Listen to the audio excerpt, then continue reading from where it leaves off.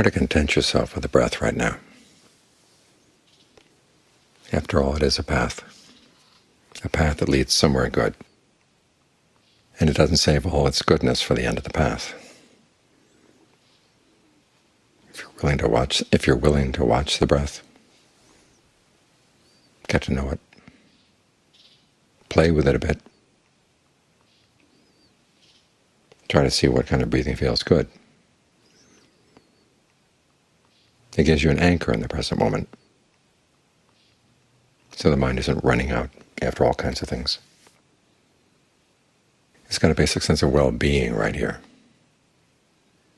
In the beginning, the well-being may not be all that impressive,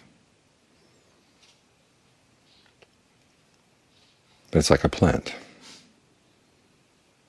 You don't get upset at a seed because it doesn't give you fruit right away. You realize the seed's going to take time. You water it, you care for it, and the seed will grow.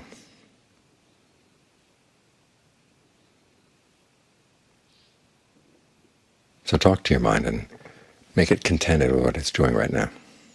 This principle of contentment is very important.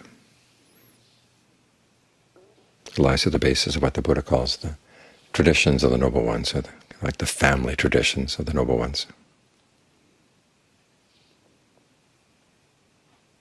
There are 4 altogether, and 3 of them have to do with contentment. Contentment with the food you get, contentment with the clothing you get, contentment with the shelter you get.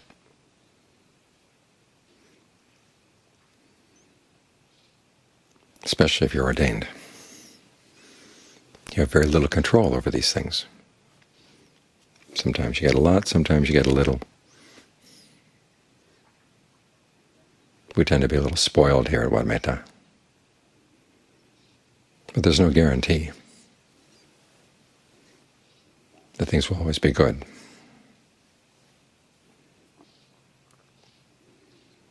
And even with all the food that comes here, sometimes you want something sour and there's nothing sour at all for the day. You want something sweet, there's nothing sweet.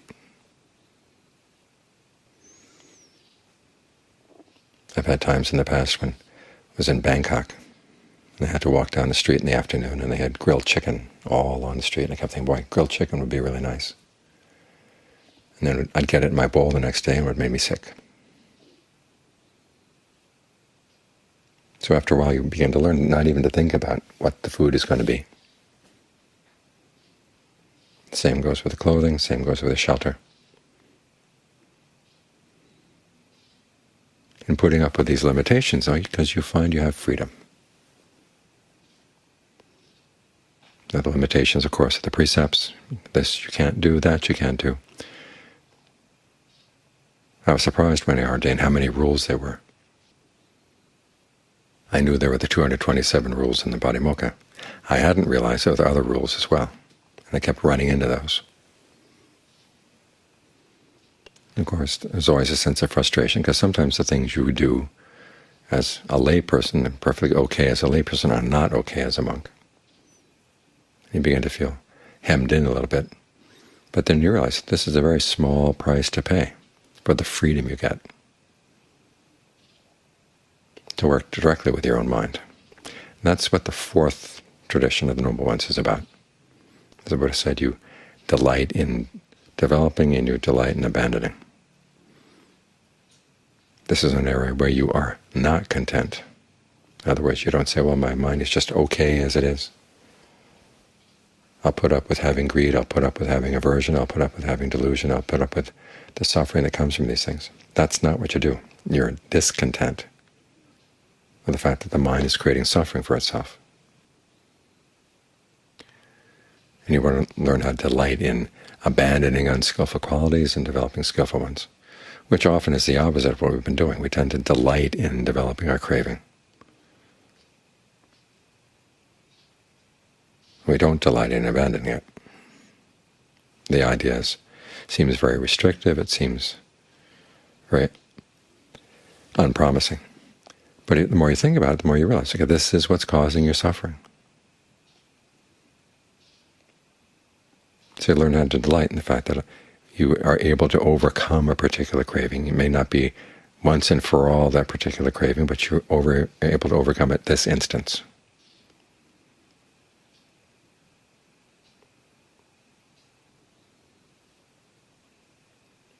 find yourself thinking unskillful thoughts, as the Buddha said, if you're sitting, keep on sitting until the unskillful thought is gone. If you happen to be walking, well, just keep on walking until it's gone.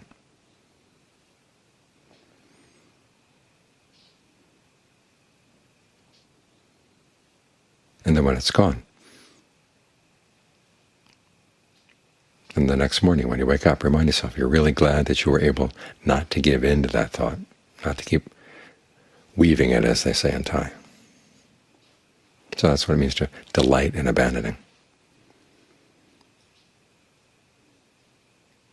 And you think of the opportunity you have to develop all kinds of good qualities, all the good qualities in the Noble Eightfold Path.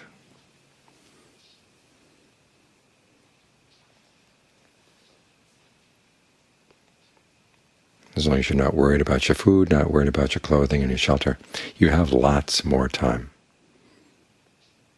lots more opportunities. So the trade is a good trade. You put up with a few restrictions, but you've got a lot more freedom. And the more you're able to content yourself with whatever food, clothing, and shelter you get, the more free you are in other ways as well. You find that as you stay longer as a monk and you start teaching, people have a lot of opinions about what they want to hear, what kind of dharma they approve of and what kind of dharma they don't. And if you're afraid that they're not going to give you nice food, nice clothing, nice shelter, you give in. And the dharma suffers. You suffer. But if you're able to do without, say, okay, if I get it, I'm fine. If I don't get it, I'm also fine. Then you're not afraid of other people's opinions. And that's what helps keep the Dharma true. It helps keep your mind true as well.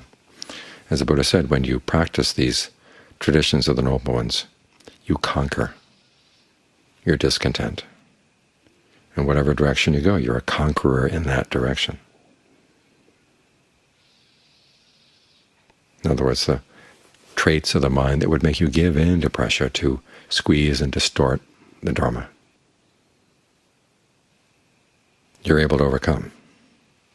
That's what it means to be a victor.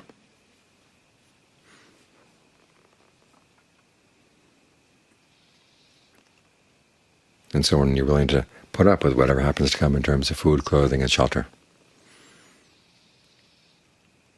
you're free to focus on your real duties.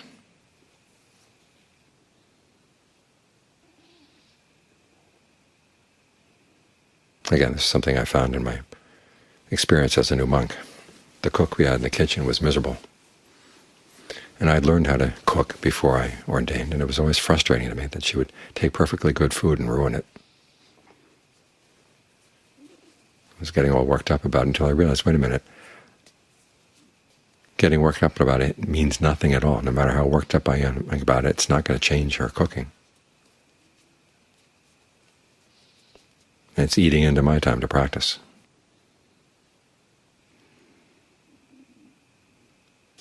And so when I put away that dialogue in my mind, I suddenly found a lot more time for concentration, a lot more time to do what I was really supposed to be doing. As new monks, the Buddha said there are 5 things you want to focus on. And these things apply to lay people and as they practice in daily life as well. First is working on your precepts. Make sure you hold strictly to your precepts. Because, as I said, things you used to do before you observe the precepts that you thought were perfectly okay, suddenly you run into the precept and it says, no, it's not.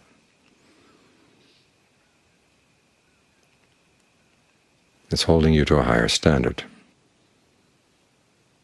It's as if you used to look at your face in a very murky mirror, and now you're able to polish the mirror. You've got a newer, better mirror to see yourself more clearly. That's the first principle. The second principle is restraint of the senses. When you look at something, when you listen, when you smell something, when you taste something, when you touch something, who's doing the looking and the listening? In other words, are you doing it for the sake of greed, because of greed, or anger? If you do, you're just infecting the mind. You can't simply look and listen in terms with your likes. You have to look and listen with the thought, what inside me wants me to look in this particular way or listen in this particular way? And when I do, what are the results? You learn to see your active looking and listening and all the other sense engagements as part of a causal process. It's a kind of karma. It's your karma in the present moment, which, as the Buddha pointed out, is the important aspect of karma. It's going to determine whether you're going to suffer from things or not. So here's a preliminary way of looking at it. If you find that by looking at things in a certain way gives rise to lust or anger, look in a different way. The same with your listening and all your other engagements with the senses. And if you can't think of another way to look, don't look. If you can't think of another way to listen, don't listen. Until the mind can figure out a way to be with sensory input and not stoke its defilements.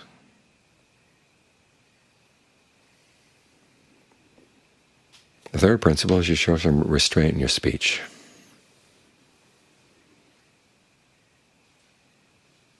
Again, here you're looking at your words not in terms of what you want to say, but what you think is the right thing to say in that situation. When you speak in this way, what is it coming from and what does it lead to? Be strategic in your speech, reminding yourself that it's going to have an impact on the mind. What kind of impact do you want to have? The fourth principle to develop is seclusion. Find time to be by yourself. Don't be hanging around with people all the time, because the real work in life is the work in your mind. And the time that you have to work on your mind is precious time. Even here in the monastery, you find there are times when we have activities that don't give you much time. So when you do have the time, take advantage of it. When you're away from the monastery, it's the same principle holds, even more so.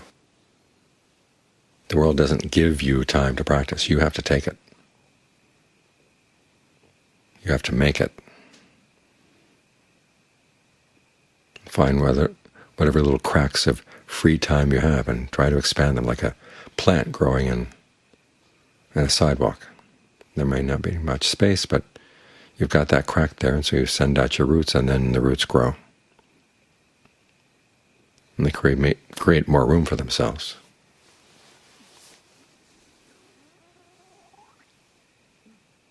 Try to have that attitude to whatever spare time you have, whatever free time you have.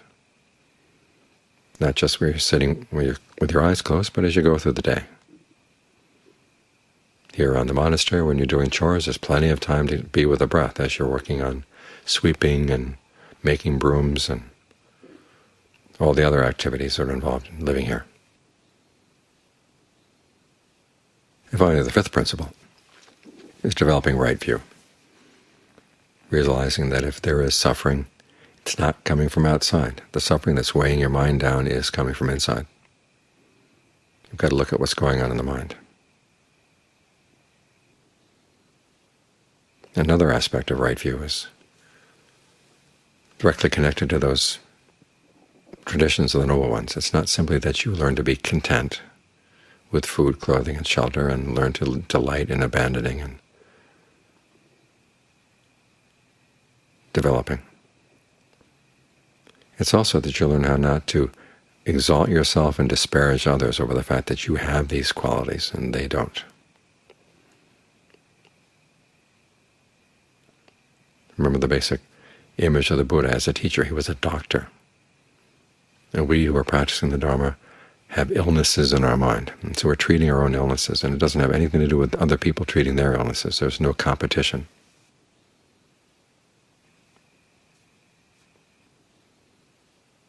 In this way you develop good qualities of the mind, and you also prevent yourself or protect yourself from whatever bad side those good qualities might have, or that you might be able to develop around those good qualities. So this way you keep yourself protected on all sides. And again, in the Buddha's words, you are a victor in all directions. You've overcome your discontent with food, clothing, and shelter, and you've learned how to overcome your content with whatever muddled state your mind is in. And in developing this principle of contentment, you're free. You think of the way people exert power over one another in the world, and one of the big ones is to make people fear about what their material circumstances are going to be. And they can squeeze people in a lot of really bad directions that way, through fear. And what is the fear? They won't have enough food, won't have enough clothing, won't have enough shelter.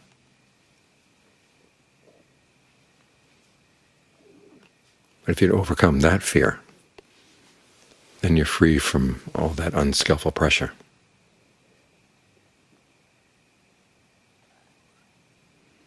So these are principles not just for monks, they're also principles for lay people who practice. Because the possibility of being a noble one is not just for monks. It's also open to lay people as well. And as Ajahn Mun used to say, if you want to be a noble person, you live by their traditions, you live by their customs, which have nothing to do with American customs or Thai customs or Lao customs or whatever, Chinese customs.